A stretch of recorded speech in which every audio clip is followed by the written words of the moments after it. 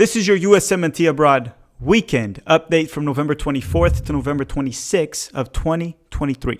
Hi, if you're new here, I'm Filippo, and welcome to Tactical Manager TV, and welcome to the US Men's National Team Abroad series, where every single Monday we update you on how the Yanks did abroad over the weekend. Now, before we start, I would like to kindly request for you to drop a like in the video and just say something in the comment section for the YouTube algorithm. But before we even get to the updates, I have one quick announcement. And that is that this week we have an incredible 2-episode miniseries with no one less than Tom Byer, the American that changed Japanese soccer forever, the youth development in Japan. He played a massive role. He's doing some work in the United States. And if you're interested, we have a 2-episode miniseries where he addresses what he did in Japan, what he currently does in Japan, and what he's trying to implement in the United States to help with youth development. He's extremely knowledgeable. It's honestly a miniseries where I just sort of shut up and let him talk. That's literally what I did, and it was incredible. I learned a lot, and you'll learn a lot if you watch it as well. So stay tuned for that. Subscribe, hit the like button, blah, blah, blah. Let's go to the USMNT Abroad updates.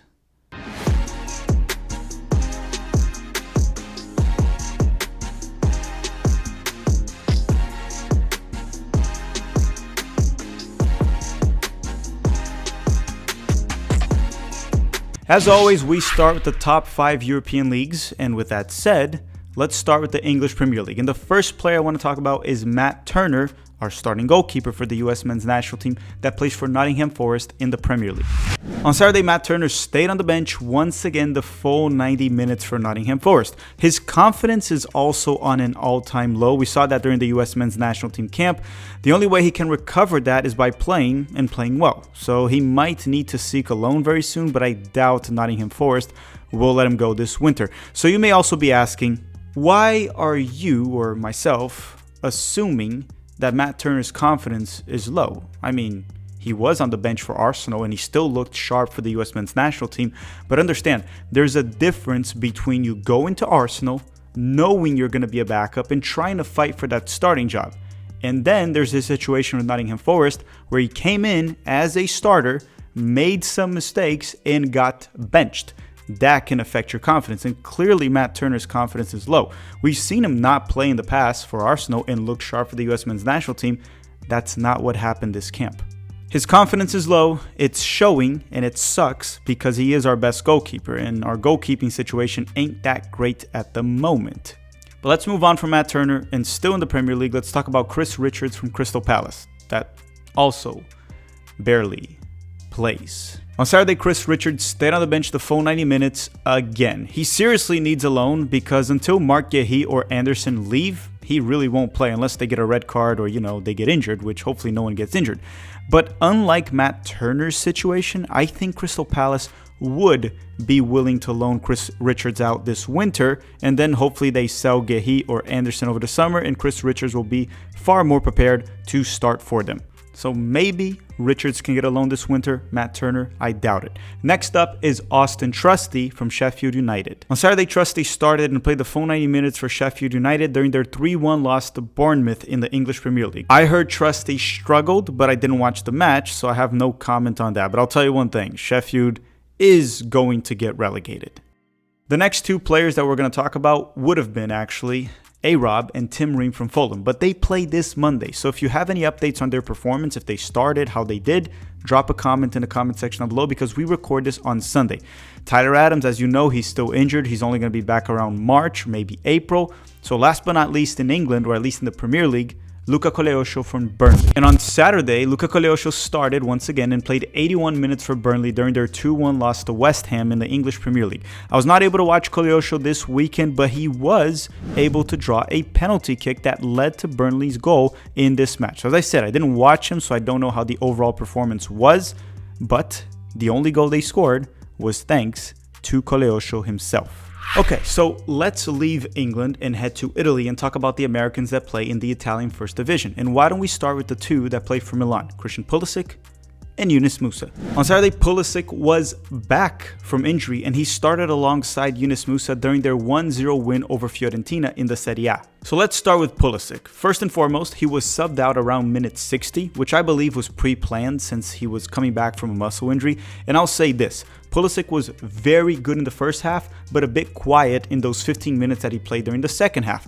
During the first half, Pulisic was very aggressive on the ball. He was able to draw a yellow card against one of the opponents that fouled him. He also hit a beautiful strike on target after a brilliant first touch. He was also heavily involved in the offense, and he was great in the first half, and so was Milan.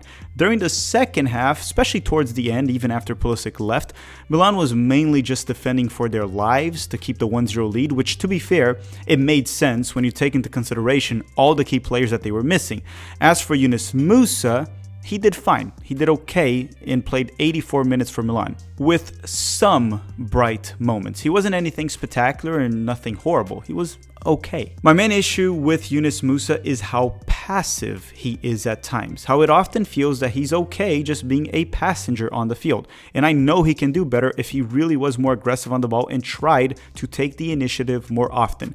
I'm not sure that'll ever change, but he did fine and he helped Milan get the 3 points. And by the way, crucial 3 points. This was a massive win, especially when you take into consideration that they didn't have Olivier Giroud, they didn't have Rafael Leão, which are key players. At the end of the day, I'm just happy that Christian Pulisic was back. He looked sharp and he didn't re-aggravate the injury with Milan winning. But my main concern was Christian Pulisic. He did fine, he was great, and he's no longer injured. Still in Italy, we have the boys that play for Juventus, and they are Weston McKennie and Tim Weah. On Sunday, McKennie started and played the full 90 minutes for Juventus during their 1-1 draw with Inter Milan. McKennie did okay, not great, not terrible. What I'm trying to say here is that there ain't much to compliment and there's also not much to criticize. He was central at certain phases of play and then he drifted out wide on different phases of play. But overall, I don't know much what to say that he did good or did bad. I guess defensively he was solid. The thing is, Juventus was playing well. But right after Vlahovic scored the first goal of the match, Juventus decided to go full-on Allegri soccer terrorism. And then the rest is history. Inter Milan tied the game with Lautaro Martinez, and the game that was really good became, the average Juventus performance. Regardless, the match did end in a 1-1 draw, and with this result, Inter Milan still leads the Serie A with 32 points, and Juventus is in second place with 30 points. Milan is a bit further down in third place with 26 points at the time of this recording. As for Tim Weah, he was not available for Juventus because he's still recovering from injury. So we're done with the Italians. Actually, they're not Italians, they're Americans that play in Italy. And now we're going to go to Germany, not to talk about the Germans, but to talk about the Americans that play in Germany, which some happen to be German Americans. So why don't we start with Gio Reyna, Joe Scally, and Pefok because they clashed over the weekend. Yes, Borussia Dortmund versus Borussia not Dortmund. And on Saturday, Gio Reyna started off the bench and was subbed in at halftime for Dortmund during their 4-2 win over Borussia Mönchengladbach. In regards to Gio's performance, he did fine. He had some good moments on offense, but nothing special. He was mainly doing a lot of defending and sitting deep in multiple occasions because Dortmund did have a 3-2 lead coming into the second half. So Terzic's priority was for Dortmund not to concede a goal because a 3-2 win gives you 3 points and a 4-2 win gives you 3 points. So that does make sense. It's just that Gio's strength is not defending, even though he proved it in this game that he can defend. And to be fair, Dortmund did a great job defending in the second half, and I would say early in the second half, they even looked closer to the fourth goal than Gladbach to their third goal. But then Dortmund obviously scored in the last minute to, just close the deal. Now, as for the Gladbach boys, or the Borussia Mönchengladbach boys, Pefok and Joe Scally, Pefok started and was subbed out at halftime with a poor performance. He wasn't really good. Joe Scally also wasn't great in the first half, but he did bounce back in the second half, where he looked far more reliable. That's because in the first half, Joe Scally played as a right center back in a back three. Yes, you heard that right. He played as a center back, and he struggled a bit as he is likely adjusting to this new position, which I think it might end up being his position over the long term, mainly because he's too limited on the ball from a technical standpoint to be effective as a fullback. But he can do just fine as a more defensive-oriented right back. Now back to Dortmund, I want to make it clear that Terzic is not doing a good job for Dortmund regardless of this win. They're pretty much out of the title race already in this season. They're 10 points behind Leverkusen and 8 points behind Bayern. So let's be honest, they ain't catching up. The next player would have been Brendan Aronson from Union Berlin, but he wasn't available because he's sick due to an illness. So the next player will be John Anthony Brooks from Hoffenheim. And on Sunday, John Brooks was back in the starting 11 for Hoffenheim. He started and played the full 90 minutes for them during their 1-1 draw with Mainz. Next up is Kevin Paredes from Wolfsburg. And shout out to Kevin Paredes fan on Twitter. I just had to do it one day because I want to check if he's actually watching these videos. On Saturday, Paredes started off the bench and was subbed in the 73rd minute for Wolfsburg during their massive 2-1 victory over Leipzig. So prior to the international break, Paredes was starting for them. Maybe he still is a starter and is just being rested due to the cross-Atlantic trip to play for the US men's national team. I guess we're going to know for sure next weekend. Next up is Paxton Aronson from Eintracht Frankfurt. On Saturday, Paxton Aronson started off the bench and was subbed in the 80th minute for Eintracht during their 2-1 loss to Stuttgart. When he was subbed in, the match was 2-1, so he was sent in a crucial moment rather than garbage time, which is a good thing. It shows that the coach trusted him to help Eintracht try to pull a late draw. They ended up losing anyway, but I don't really care. I'm not an Eintracht fan. I doubt you are an Eintracht fan anyway, so just happy that Paxton Aronson is getting minutes. Next up is Leonard Maloney from Heidenheim.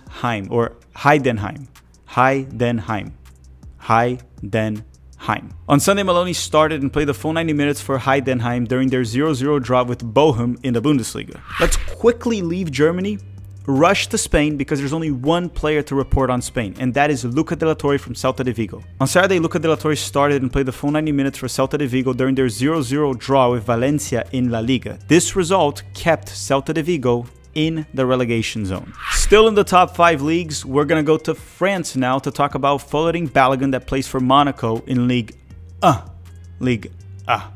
It's like you have marbles stuck up your throat when you're saying it. Ligue.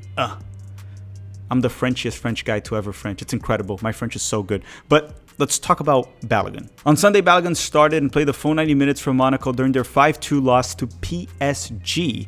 Let's start by saying that Monaco's defense couldn't handle PSG's offense. That was the reason they lost. Mainly Dembele, if we're going to be specific to a player that caused them a lot of trouble. The problem with this loss is that PSG has now opened up a 6-point gap between them and Monaco. PSG does not drop points very often in France, so forget the title race until further notice. I guess Monaco might have a slight chance, but if we're being completely honest here, they're very unlikely to catch up on PSG. But let's talk about Balogun. I'm not going to sugarcoat it. His overall performance wasn't great. Not a disaster, but slightly below average. However, he was involved in crucial moments for Monaco. The first goal scored by Minamino was thanks to Balogun and his press. Donnarumma, the PSG goalkeeper, was playing out of the back and he gave the ball away to Minamino after Balogun pressed him. I guess we can kind of count that as an assist, sort of. Doesn't really count as an assist, but it kind of is an assist. Now, as for the second goal, Balogun actually scored it. Minamino put a wonderful through ball to Balogun, and he finished it with a clinical finish on a 1v1 situation with the goalkeeper. Now you may be wondering, why does Balogun look so much more dangerous for his club, even when dropping a below average performance when compared to the US men's national team? For starters, I want to make one thing clear. It really depends on the opponent. That's the first thing. Because he is deadly when facing a team that plays a high line. He's great in transition, and PSG was playing, yes, you guessed it, a high line, which is why he scored.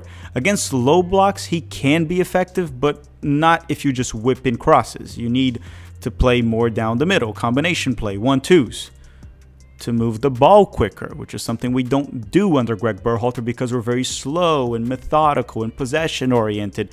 It just doesn't really work for Balogun. So what I'm trying to say, it's a little bit because of Berhalter ball and a little bit because of the opponent. When we face high lines, he's probably going to do fine. But Berhalter's slow, methodical approach against low blocks just won't really work for Balogun. That's why when we play a low block, people start to think Pepe is better than Balogun, which he is not. But lucky for us, in the Copa America, in the World Cup, when we face tougher opponents, we're not going to face low blocks. To be honest, we're probably mostly not going to face low blocks. So maybe, I guess, against Bolivia in the Copa America and in the World Cup, we might actually not face any low blocks. And yes, I will die on this hill. Balogun is, at the moment, a better center forward than Pepe. And speaking of Pepe, let's go to the Netherlands and talk about the Americans that play in the Eredivisie. So why don't we start the ones from PSV, and they are Serginho Dest, Malik Tillman, and Ricardo Pepi. On Saturday, Dest started for PSV and played the full 90 minutes for them during their 3-0 win over Twente. Malik Tillman came off the bench around minute 67, which is 2 minutes short of minute 69. Nice. Well, actually, not a real nice because it was actually minute 67 and not 69, but I haven't said nice in a long time in the Abroad series, and I thought this was a good opportunity to rig it. And every time I can rig something, I do it. But anyhow, Malik Tillman got the assist for their third goal and put the nail in the coffin for this match. And it was actually a pretty nice assist. It was a brilliant through ball from Malik Tillman. As for Ricardo Pepi, he was subbed in the 76th minute for PSV when the match was still 2-0. So goal number 3 happened when all 3 Americans were on the field. Next up is Taylor Booth from Utrecht. On Sunday, Booth stayed on the bench the full 90 minutes, and it's been a rough season for the Americans so far, with a mix of bad performances, injuries, and now he's just benched. Hopefully he can bounce back very soon because he's extremely talented. Last but not least, in the Netherlands, we have Jordi Mihailovic from AZ Alkmaar. On Sunday, Mihailovic started off the bench and was subbed in right before halftime for AZ Alkmaar during their 3-0 win over Volendam. Zach Booth, the younger brother of Taylor Booth, came off the bench for Volendam halfway through the second half during their loss to AZ Alkmaar. Now let's go back to the UK because we go through the Americans that play in the English second division, and then we go through the only American that plays in Scotland, or the only one that matters. For the second division of England, the EFL Championship, we would only report on Josh Sargent, but he's currently injured, so I have nothing to add there. I'm hoping he'll be back soon, but we haven't heard any updates. So we're going to go to Scotland real quick, and the only player we have to talk about there that is relevant is Cameron Carter-Vickers from Celtic. And on Saturday, Carter-Vickers started and played the full 90 minutes for Celtic during their 1-1 draw with Motherwell in the Scottish Premiership. Did I get that right? Next up are the Americans that play in Belgium, and let's go very quickly through this. Somewhat quickly. I want to dive into Gaga Slonina a little bit more in depth today. On Saturday, Slonina started and played the full 90 minutes for Eupen during their 2-0 loss to Cercle Brugge. Now, let's dive into this. Eupen is the worst defense in the league with 32 goals conceded in just 15 matches, and that's not all on Gabriel Slonina. Not just from a goals conceded standpoint, Gaga Slonina is actually one of the worst goalkeepers in the league when looking into advanced analytics. His save percentage is among the bottom 15% of the league. He has conceded more goals than any other goalkeeper. His post-shot expected goal minus goals allowed is also negative, which is a bad thing. He is also in the bottom 8% of the league in that category, which is not good. His cross-stopped percentage is also on the bottom 19% of the league. Again, not good. My point is, yes, his team sucks, but he's also not standing out. I'm not able to watch his matches, but the advanced analytics are usually a good way to evaluate a goalkeeper's performances. For field players, it's a bit more complex in my opinion. You can't just dive into stats, but for goalkeepers, it's usually fairly accurate, I would say. Slonina is still 19 though, which is extremely young for a goalkeeper. They are usually not fully ready until they're at least 25. So I still think he's a high ceiling goalkeeper, but no, he's not doing great in Belgium based off the advanced analytics, just the stats in general. Next up, we have Mark McKenzie, the center back from Genk. On Saturday, McKenzie started and played the full 90 minutes for Genk during their 1-0 loss to Standard Liège. The other player I was going to talk about was going to be Sam Vines, but he's still injured. I don't know what's going on with this guy. Last I heard it was a muscle injury, but he's been out for a long time. So let's skip on Sam Vines and quickly talk about Brian Reynolds from Westerlo. On Saturday, Reynolds started and played the full 90 minutes for Westerlo during their 3-2 loss to Charleroi. Now, as I promised, a few weeks we will cover the Americans in Italy, or at least in the second division of Italy as well. So let's talk about the Americans that play in the Serie B. And we'll start with Tessman and Busio that play for Venezia. On Saturday, Tessman and Busio both started for Venezia during their 3-0 victory in the Italian second division. Tessman got a goal and an assist for this match, and Venezia currently leads the league with 14 matches played. It's still early, but it's looking more and more likely that they will get promoted. After the Venezia boys, we have Christopher Lund that has been with the US men's national team recently, and he plays for Palermo. On Sunday, Lund started and played 85 minutes for Palermo during their 1-1 draw with Ternana. Palermo is in 5th place, fighting for a spot in the top 3 to also get promoted to the first division. Okay, we're done with the Americans in Europe. Now let's go to South America and talk about Johnny Cardoso from Internacional, even though he's going to be in Europe this January as he is moving to Real Betis. On Sunday, Johnny was back from injury and he started for Internacional and played the full 90 minutes during their 1-0 win over Red Bull Bragantino. Johnny had a massive performance. He played very well on his return from injury, especially from a defensive standpoint, playing as a lone 6. Now, normally we report on Alejandro Zendejas from Club America, but Liga MX did not have any matches over the weekend, but he will play on Wednesday for the playoffs. The playoffs of Liga MX start this Wednesday. Actually, maybe they started over the weekend and just Club America has a bye. Regardless, Zendejas will play his first playoff match of this season on Wednesday for Club America. Right, everyone, thank you very much for watching. Don't forget to drop a like before you go and a random comment in the comment section if you made it this far in the video, which I don't think many of you do. Do you? And don't forget that we will be dropping the Tom Byer exclusive interview this week in a 2-episode mini-series, so stay tuned for that. I want to thank you all very much for watching and have a great day.